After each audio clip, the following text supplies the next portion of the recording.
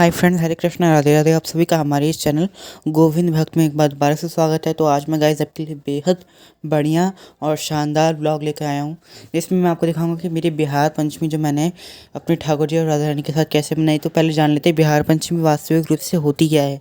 तो देखिए, कई लोग को कन्फ्यूजन होता है कि जन्माष्टमी क्या होती है और बिहार पंचमी क्या होती है, क्योंकि बिहार पंचमी मतलब बांके बिहार जी का प्राकट्योत्सव और जन्माष्टमी भी जो है वो श्री कृष्ण का ही जन्मोत्सव है। तो देखिए, बिहार पंचमी में और जन्माष्टमी में यही छोटा सा एक डिफरेंस है कि बिहार पंचमी वाले दिन वृंदावन में जो बांके बिहार जी के प्रिय भक्त थे हरिदास जी, जो ललिता सखी का अवतार बताए जाते हैं, राधा कृष्ण के अष्ट सखियाँ हैं, उनमें से सबसे प्रथम नंबर पर आती हैं ललिता जी।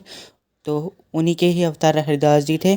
वो नित्य निधि, उनमें उनकी तपोस्थली भी आपको देखने को मिलेगी, जहाँ पे वो आराधना और साधना किया करते थे राधा कृष्ण की। वो अपनी संगीत विद्या से राधा कृष्ण को रिझाया करते थे।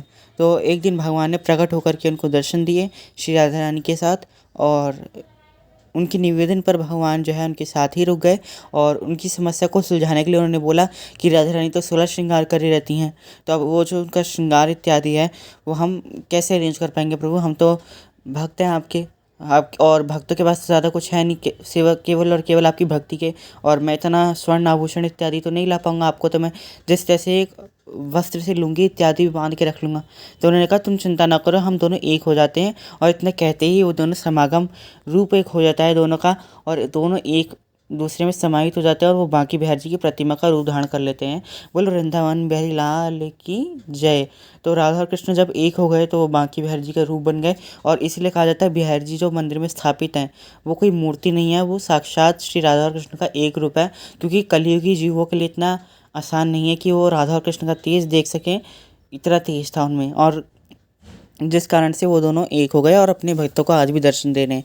तो ये तो था बांके बिहारी जी के जन्मोत्सव की कथा। और जन्माष्टमी तो भगवान का वास्तविक रूप से जो धरती वो पे वो जो अवतरित हुए पाप का बोझ हल्का करने के लिए, वो उनका जन्मोत्सव है। और जो बिहारी जी के रूप में वो प्रकट हुए, ये उनका प्राकट्योत्सव है, मतलब वही जन्मोत्सव है कि मतलब बिहारी जी के रूप में वो जो आए। तो आज के दिन देखिए, मैंने केक कटिंग करी थी, कि सूजी का जो हलवा था मैंने उससे केक मतलब बनाया है, ठीक है। और मेरी बहन ने सारी डेकोरेशन करी थी केक वगैरह केक की, और श्रृंगार इत्यादि करा मैंने खुद से करा, और केक कटिंग करके हमने ठाकुर जी को भोग लगाया। और दर्शन तो आप साथ ही साथ कर ही रहे होंगे जब मैंने आपको कथा सुनाई बिहार पंचमी की। तो ये देखिए हमारे ठाकुर जी कितने सुंदर लग रहे हैं बेबी पिंक और क्रीम कलर की पोशाक में, अद्भुत, एकदम अद्भुत। और पगड़ी इनकी तो हमेशा की तरह सुंदर ही लग रही है। और राधा रानी की इस पिंक और क्रीम कलर की कॉम्बिनेशन में मैंने ड्रेस बनाई थी, और चंद्रिका और बोरला लगा के हमारी राधा रानी विराजमान हुई है। देखिए कितनी प्यारी लग रही है हमारी राधा रानी, कोई शब्द नहीं है उनके श्रृंगार का वर्णन करने के लिए। हमेशा की तरह आज भी सुंदर दर्शन दिए, और आज बड़े ही दिव्य दर्शन है। अब राधा रानी का चुनरी का जो देने का ढंग है वो भी देखिए, क्योंकि वो बिल्कुल आज यूनिक ढंग से मैंने इस बार चुनरी दी है राधा रानी को। हर बार मैं उनकी कमर से चुनरी देता हूँ, इस बार उनकी बैक से मैंने वो चुनरी को टक करके उनको सर से चुनरी दी है, और चंद्रिका वगैरह सेट करके बोरला लगाया, और साइड में उनके वही दो पुष्प लगाए, और उनकी चोटी। और फिर मैंने ये फ़ोटोशूट किया था ठाकुर जी के साथ उनका, ये देखिए उनको घूंघट में करा, और ठाकुर जी के पास बैठे हैं, और ये उनके साथ उनकी युगल छवि के दर्शन।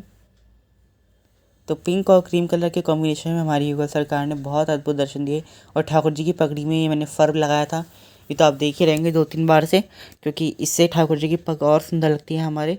आप जितना भाव से सजाते हो भगवान उतना सुंदर लगते हैं, ये आप नोटिस करना। तो ये देखिए, ये वाइट कलर के और गुलाब के फूल जो हैं हमारे ठाकुर जी के लिए, वो मैं लेके आया था, उससे मैंने उनके लिए एक हार बनाया और उन दोनों को अर्पण करा। उनकी ड्रेस से भी मैच हो रहा है। और अब हम इंडिविजुअली इन दोनों के फ़ोटोज़ के थ्रू दर्शन करेंगे। देखिए राधा रानी का सौंदर्य बहुत ज़्यादा लग रहा था।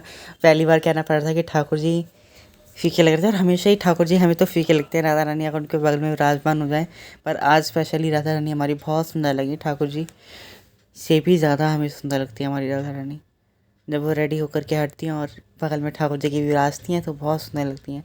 और आज भी मेरे मोहन जो हैं, जिनके अभी आप पिक्स के थ्रू ये दर्शन कर रहे हो, इनका जन्मोत्सव था, क्योंकि ये भी आज के दिन आए थे, तो इसलिए मैंने केक पे जो नेम सेट भी लगाई आप देख रहे हैं, happy birthday Mohan and Bihari ji, क्योंकि दोनों का प्रागट्योत्सव था। सॉरी, बिहारी जी का तो प्रागट्योत्सव है, उनका तो हम जन्मोत्सव भी मना रहे एक तरह से। बिहारी जी का भी जन्मोत्सव ही समझे, क्योंकि एक तरह से वो उसी दिन आए, तो इसीलिए और ये हमारी राधा रानी और ठाकुर जी कितने सुंदर लग रहे हैं। देखिए, इनसे युगल सरकार से तो आज सच में नजरें नहीं हट रही थी।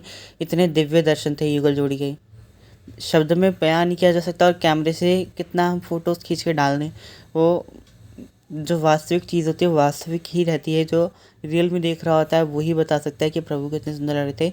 सो I hope you like my video. Please like and subscribe my channel. Hare Krishna, Radhe Radhe.